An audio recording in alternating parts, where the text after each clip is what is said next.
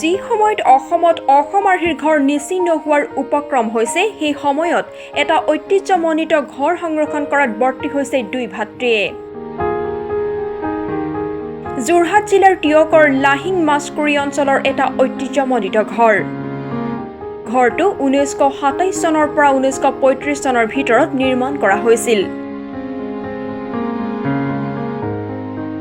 সেই সময়ৰ ডালিম খনিকৰ চাহ বাগিচাৰ কৰ্মচাৰী মুক্তানাথ শৰ্মাৰ 4 পুত্ৰই এই ঘৰটো নিৰ্মাণ কৰিছিল। 4 পুত্ৰ আছিল হেমনাথ, বৈদ্যনাথ, অম্বিকানাথ আৰু ইন্দ্ৰনাথ।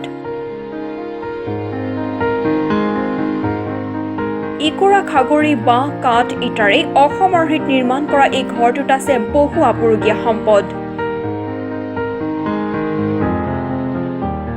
ৰেডিঅ' কোঠা নামৰ এটা কোঠাও আজিও সংগৃহীত হৈ আছে, গ্ৰামোফোন, পেৰা, ঘড়ী আৰু এটা সংগ্ৰহালয়।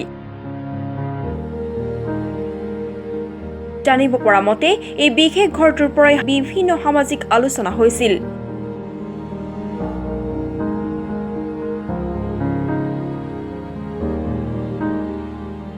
ইয়াৰ উপৰি পূব যোৰহাট মইনা পাৰিজাতৰ আৰম্ভণি এই ঘৰটোৰ পৰাই হৈছিল।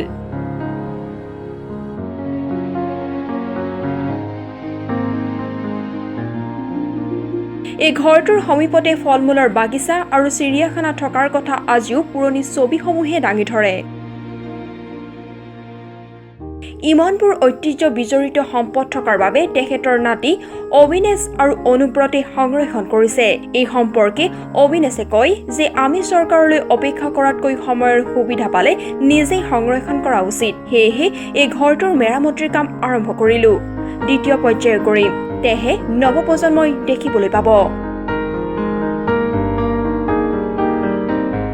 যি সময়ত একাংশই বিভিন্ন সম্পদ সংৰক্ষণৰ বাবে আন্দোলন কৰিছে, সেই সময়ত এই দুই ভাতৃয়ে দেখুওৱা প্ৰচেষ্টাক সকলোৱে প্ৰশংসা কৰিছে।